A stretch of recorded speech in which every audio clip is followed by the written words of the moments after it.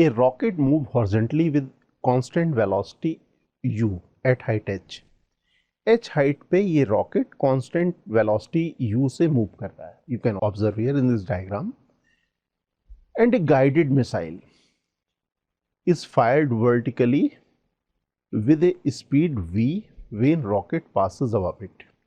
जिस समय रॉकेट इसके जस्ट ऊपर था तो गाइडेड मिसाइल को फायर कर दिया. गाइडेड मिसाइल हमेशा इसको फॉलो करती हुई जाएगी और तब तक मूव करेगी जब तक इसको हिट ना कर दे. तो क्वेश्चन के नेक्स्ट पार्ट में गिवन है the missile always aim at the rocket with a constant speed v. Right, guided missile हमेशा फॉलो करती जाएगी रॉकेट को और v वेलोसिटी से इसको हिट करेगी. कांस्टेंट स्पीड जब तक हिट नहीं करेगी तब भी उसकी कांस्टेंट स्पीड v मेंटेन है. And here we need to find time after missile strike the rocket. अब हमें मालूम करना है कि ये मिसाइल रॉकेट को कितने टाइम के बाद हिट करेगी. अब इस सिचुएशन को हम लोग थोड़ा सा ऑब्जर्व करते हैं कि सिचुएशन कैसे हो रही है. You can observe initial separation between the missile and rocket is h. और ये मिसाइल रॉकेट की तरफ हमने फायर किया है इस तरह से. राइट, क्योंकि क्वेश्चन में गिवन है कि missile is always following the rocket. अब रॉकेट जैसे ही आगे जाएगा, because rocket is moving in the horizontal direction always, rocket की पोजीशन सपोज यहां होगी तो मिसाइल फॉलो कर रही है तो इसकी पोजीशन ऐसी हो जाएगी. This is the line joining the instantaneous position of these two.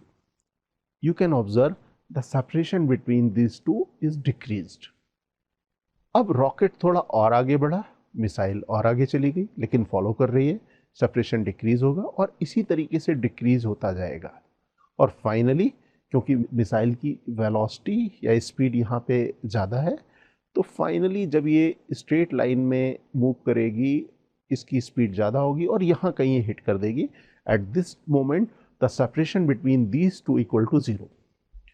That means initial separation was h and final separation is 0.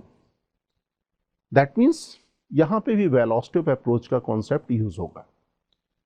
तो अब इस सिचुएशन को हम लोग नेक्स्ट पेज में ड्रॉ कर लेते हैं और you can observe the path of this missile is curve और जो रॉकेट का पाथ होगा ऑलवेज स्ट्रेट लाइन. तो अब इसको ड्रॉ कर लेते हैं. यहाँ पे ये कर्व और ये straight line and this initial separation is h. t equal to 0 में दोनों का सेपरेशन है h. This is h. Okay, अब हमें वेलोसिटी ऑफ अप्रोच में करना क्या होता है. We need to draw the instantaneous position of two moving particle. Two moving particle है, एक रॉकेट और दूसरा मिसाइल. मिसाइल की पोजीशन कहीं यहां ले लेते हैं, रॉकेट की पोजीशन कहीं यहां ले लेते हैं.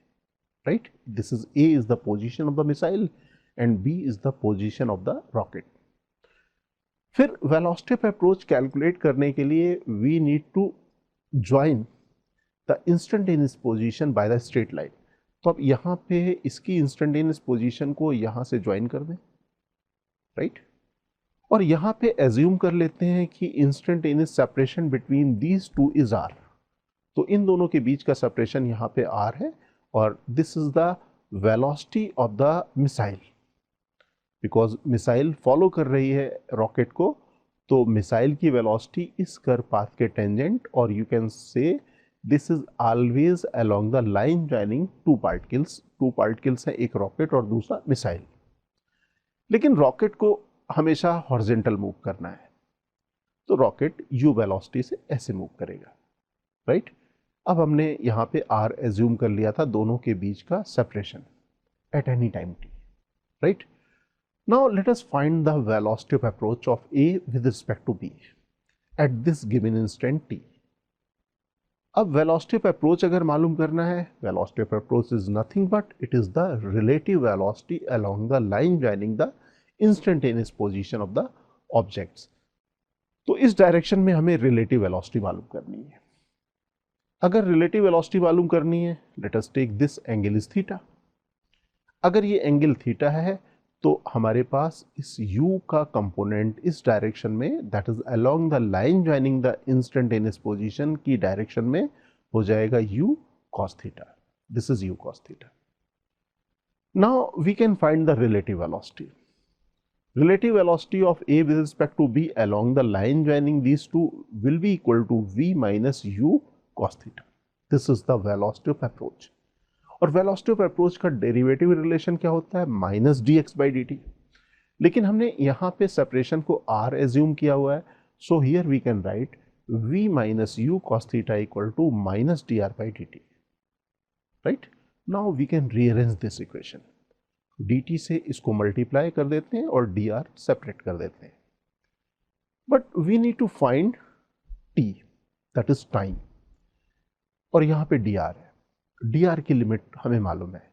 dr की लिमिट क्या है? सेपरेशन की limit, initial separation t equal to 0 में h and t equal to capital T. Suppose किसी टाइम में जिस समय मिसाइल हिट करेगी रॉकेट को, उस समय सेपरेशन 0 है, तो dr की लिमिट h टू 0 और टाइम की लिमिट 0 टू t, ये रख देते हैं.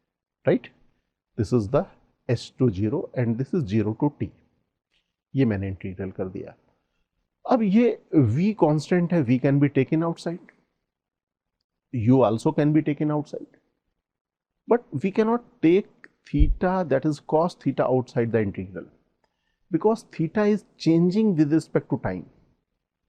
इनिशियल मोमेंट में थीटा, यहां पे देख सकते हो थीटा जो एंगल था वो अगर हम लोग इन दोनों को ज्वाइन कर दें तो थीटा की वैल्यू हमारे पास 90 डिग्री एक्स एक्सिस से, हॉरिजॉन्टल से, इसकी वेलोसिटी. लेकिन हम लोग यहाँ पे देख सकते हैं कि इसकी वेलोसिटी की जो एंगल है हॉरिजॉन्टल से, that is decreasing with the time, और जिस समय हिट करेगा उस टाइम में ये एंगल 0 हो जाएगा. That means angle is changing from 90 degree to 0. तो थीटा का टाइम के साथ रिलेशन है. That mean the cos theta is not constant. That means we can not write cos theta outside the integral. तो अब हम लोग यहाँ पे v को बाहर लिख सकते हैं और dt का इंटीग्रल t हो जाएगा. 0 टू कैपिटल T लिमिट है, तो this is equal to v multiplied by capital T, and here is u multiplied by 0 to capital T cos theta dt, and here is minus और limit h to 0. That means integral के बाद limit रख देंगे तो h आएगा. That is final expression is this vt minus u 0 to capital T cos theta dt, और ये that is equal to h. अगर यहाँ पे मुझे इस इंटीग्रल की वैल्यू के बारे में मालूम हो जाए तो हम लोग सॉल्व कर सकते हैं. इस पोजीशन में हम लोग इस इंटीग्रल को सॉल्व भी नहीं कर सकते. अगर हमें इस इंटीग्रल को सॉल्व करना है तो थीटा को t के रिस्पेक्ट में लिखना होगा, जो हमें मालूम नहीं है. तो अब यहाँ पे हमारे पास वेरिएबल हो गए t और थीटा 2 और इक्वेशन 1 है. दैट मीन्स अगर हमें इसे सॉल्व करना है तो एक इक्वेशन और हमें चाहिए होगी. तो दूसरी इक्वेशन हम लोग किसी दूसरी कंडीशन से एक्सप्लोर करते हैं. दूसरी कंडीशन क्या हो सकती है कि जिस समय मिसाइल रॉकेट को हिट करेगी उस समय मिसाइल की पोजीशन और रॉकेट की पोजीशन सेम होगी.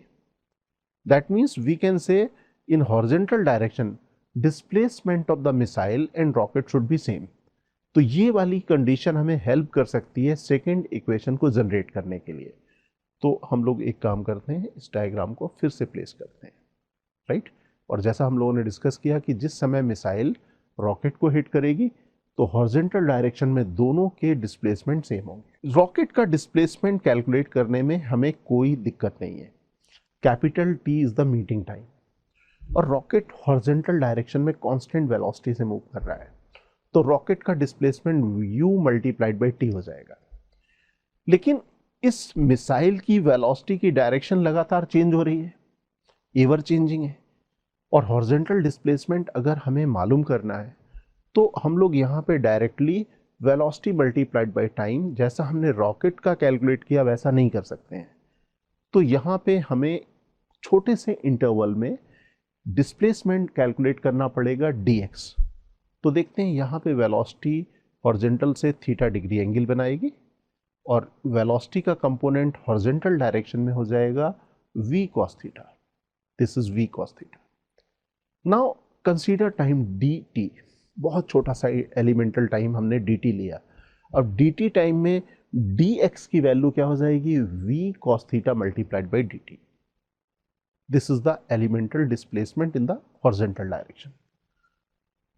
तो अगर हम लोग यहाँ पे dx को इंटीग्रल कर दें, दैट मीन्स अगर इंटीग्रल कर देंगे तो dx सबका सम हो जाएगा। That means we will get the horizontal displacement up to time capital T। That means integral of dx from 0 to capital T should be equal to u multiplied by t। तो अब इसमें integral करके u multiplied by t के बराबर लिखा जा सकता है। Now we can write this equation, right. Now in this equation v is constant can be taken outside the integral. So we can write this, that is v integral 0 to capital T cos theta dt equal to ut. That means integral 0 to t cos theta dt equal to ut divided by v. This equation number 2, right? Equation number 1 हमने यहाँ पे बनाई थी. Now let us write equation number 1 and equation number 2 together. Equation number 1 was this and equation number 2 ये है. अब equation number 2 की value जो इंटीग्रल है, अगर हम लोग equation number 1 में सब्स्टिट्यूट कर दें तो हमें ये इंटीग्रल की वैल्यू नोन या रिक्वायर्ड पैरामीटर के टर्म में मिल जाएगी.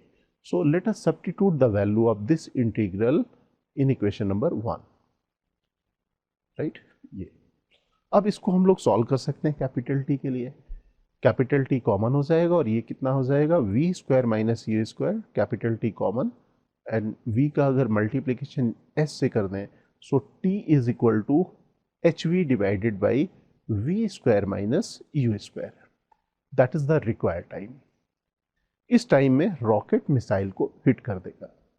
तो यहाँ पे हम लोगों ने time of meeting of the rocket और मिसाइल कैलकुलेट कर लिया. इस सिचुएशन में you can observe if v is less than u, यहां पे अगर मिसाइल की वेलोसिटी या मिसाइल की स्पीड रॉकेट की स्पीड से कम होती तो ये मिसाइल कभी भी रॉकेट को हिट नहीं कर पाती. लेकिन उस सिचुएशन के बारे में सोचते हैं, if v equal to u, अगर मिसाइल की स्पीड और रॉकेट की वेलोसिटी दोनों इक्वल है तो उस सिचुएशन में क्या होगा, कभी भी हिट नहीं कर पाएंगे. लेकिन इतना जरूर होगा कि किसी टाइम के बाद, after some time, the separation between the missile and rocket will be constant. जिस टाइम में मिसाइल सेम हॉरिजॉन्टल लेवल पे रॉकेट के आ जाएगी और फॉलो करने लगेगी, उस समय रॉकेट और मिसाइल के बीच का सेपरेशन कांस्टेंट हो जाएगा और वो इनफाइनाइट तक मेंटेन रहेगा. तो एक सिचुएशन हम लोग और डिस्कस करते हैं, if v equal to u, right. तो सिचुएशन हमारे पास है ये, v और u की वैल्यू सेम है. That is question is a rocket move horizontally with the constant velocity v at height h and a guided missile is fired vertically with the same speed v when rocket passes above it. In this situation you can observe h is the height और हमने missile को भी v velocity से fire किया और ये हमेशा इसको फॉलो कर रही है. और अब हमें यहाँ पे कैलकुलेट करना है final separation between these to. अब इस सिचुएशन को भी हम लोग विजुलाइज करते हैं. इस समय t इक्वल टू 0 की पोजीशन, मिसाइल ने रॉकेट को फॉलो करना शुरू किया, लेकिन उस टाइम ड्यूरेशन में, थोड़े से टाइम ड्यूरेशन में रॉकेट और आगे चला जाएगा और मिसाइल अपनी डायरेक्शन को चेंज करेगी like this. This is the line joining the instantaneous position. कम हो गई और कम हो जाएगी और कम हो जाएगी और इस तरह से कम होती जाएगी. अब दोनों की वेलोसिटी इक्वल है क्योंकि मिसाइल को यू कैन ऑब्जर्व इस डायरेक्शन से इस डायरेक्शन में आना पड़ रहा है, लेकिन रॉकेट को हमेशा हॉरिजॉन्टल डायरेक्शन में मूव करना हो रहा है. That means the displacement of the rocket in the horizontal direction किसी गिवन टाइम में is always greater than the displacement of the missile in the horizontal direction. That means rocket अब lead करेगा और missile पीछे हो जाएगी. That means अब जब ये मिसाइल हॉरिजॉन्टल लेवल पे पहुंच जाएगी, रॉकेट हॉरिजॉन्टल लेवल पे पहले से था, तो final separation, that is the separation between the missile and rocket will be constant and that will be equal to the final separation. इस समय कह सकते हो this is the final separation. और ये फाइनल सेपरेशन हमें कैलकुलेट करना है. You can observe the path of the missile is always curve, जैसा हम लोगों ने पिछली सिचुएशन में भी कंसीडर किया था या डिस्कस किया था कि मिसाइल का पाथ कर्व और रॉकेट हमेशा हॉरिजॉन्टल। सिचुएशन को अलग प्लॉट कर लेते हैं and let us find the velocity of approach missile with respect to rocket. तो वेलोसिटी ऑफ अप्रोच के लिए मुझे क्या करना होगा, मिसाइल और रॉकेट की इंस्टेंटेनियस पोजीशन ड्रॉ करनी होगी। Suppose missile is at this position, right, और t इक्वल टू 0 की पोजीशन तो मालूम है, that is initial separation is h, और अब मिसाइल की पोजीशन यहाँ और रॉकेट की पोजीशन ये, and this is the line joining these two, right. ये दोनों को लाइन ज्वाइन करने वाली सिचुएशन है, किसी टाइम t की सिचुएशन है, and separation between these to is r and velocity of A is always toward B, this is V and this is V, और ये डिस्टेंस AB की डिस्टेंस हम लोग यहाँ पे R ले रहे हैं। अब R लगातार कम होता जाएगा, that will keep on decreasing और फाइनली 0 हो जाएगा।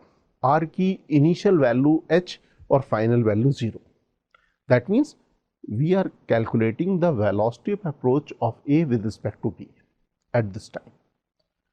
अब इस टाइम में अगर मालूम करना है, we need to find this angle that is theta suppose, और अब इस वेलोसिटी का कंपोनेंट इस डायरेक्शन में क्या हो जाएगा, v cos थीटा, जैसा पहले किया था प्रीवियस क्वेश्चन में, right. Now we can write the velocity of approach of a with respect to v, that is equal to v minus v cos theta equal to minus dr by dt, right. अब यहाँ पे हम लोग rearrange कर सकते हैं, dt से multiply कर दें इसे, तो ये हो जाएगा v minus v cos theta multiplied by dt equal to minus dr। Now let us discuss about the limit.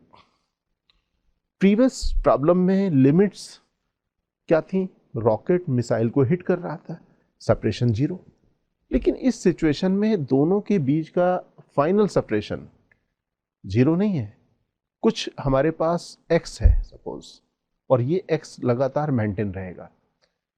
That means final separation is x, initial separation is h, that means the limit of r is from h to x, t equal to 0 पे h, t equal to capital T time में जब वो suppose final separation achieve करेगा, that is x, तो h to x is the limit of r and time की limit 0 to t, so let us write in the integral form।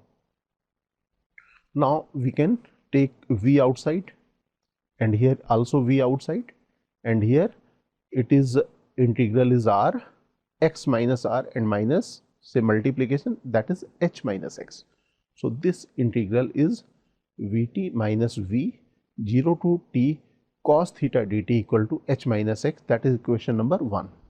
we know we cannot take cos theta outside the integral, जैसा हम लोगों ने discuss किया था, because theta is not constant, it is variable, it is changing with the time, time के साथ साथ change कर रहा है, तो ये इसका रिलेशन टाइम के साथ है, that means we can not take cos theta outside the integral. Now we have the two unknowns, capital T and theta, equation 1 है। अब एक इक्वेशन हमें और एक्सप्लोर करनी होगी और उस इक्वेशन के लिए कोई कंडीशन हमें सोचनी होगी। तो प्रीवियस क्वेश्चन में जब मीट कर रहे थे तो कंडीशन क्या थी, हॉरिजॉन्टल डायरेक्शन में डिस्प्लेसमेंट वाज सेम, लेकिन यहाँ पे डिस्प्लेसमेंट हॉरिजॉन्टल डायरेक्शन में सेम नहीं है। We can say the difference of the displacement in the horizontal direction, जो रॉकेट का डिस्प्लेसमेंट और मिसाइल का डिस्प्लेसमेंट है हॉरिजॉन्टल डायरेक्शन में, दोनों का difference is equal to the final separation, right. तो ये वाली जो कंडीशन है या ये वाली जो इंफॉर्मेशन है हमें नेक्स्ट इक्वेशन को फॉर्म करने में हेल्प करेगी। तो अब हमें यहाँ पे रॉकेट के डिस्प्लेसमेंट के बारे में ज़्यादा परेशान होने की ज़रूरत नहीं है। इसका डिस्प्लेसमेंट क्या हो जाएगा, u is constant, that is equal to u multiplied by t, right. अब u multiplied by t is the displacement of the rocket, लेकिन हम लोग displacement of the missile in the horizontal direction के लिए ये स्टेटमेंट नहीं कह सकते। तो जैसा हम लोगों ने पिछली बार किया था वही चीज़ हम लोग यहाँ फॉलो करते हैं। हम लोग यहाँ पे किसी छोटे से इंटरवल dt में dx कैलकुलेट करते हैं। सो let us make this angle, because this angle is theta, so this is also theta, and the component of the velocity in the horizontal direction is v cos theta. dt interval में, time interval में displacement dx equal to v cos theta multiplied by dt। तो अगर हम लोग इसका integral कर दें तो हमें क्या मिल जाएगा, displacement of the missile in the horizontal direction up to required time capital T, जिस समय सेपरेशन कांस्टेंट हो गया। That means we can write Vt, capital T is the meeting time, Vt is the displacement of the rocket in the horizontal direction। तो हम लोग लिख सकते हैं Vt minus integral of dx equal to x, right? Now we can take v outside the integral because v is constant. Let us write this equation as equation number 2. Now we have two equations. First equation हमारे पास आई थी ये वाली, second equation हमारे पास ये है। So let us write both equation in the next page. This is the first equation, second equation. We can observe here the left hand side of this equation is same as the left hand side of the equation number 2. That means we can equate the right hand side part of both equation. That means h minus capital X equal to x. So here we can write h equal to 2x. That means x equal to h by 2. That means the final separation between the rocket and missile should be equal to half the initial separation. Final separation initial separation का half हो जाएगा और infinite तक ये separation maintain रहेगा। That is okay. Dear aspirants, Sanghez India has launched the new edition of our JEE Advanced Physics books. Please visit www.sanghez.co.in to buy a copy. You can also buy the books from Amazon or Flipkart.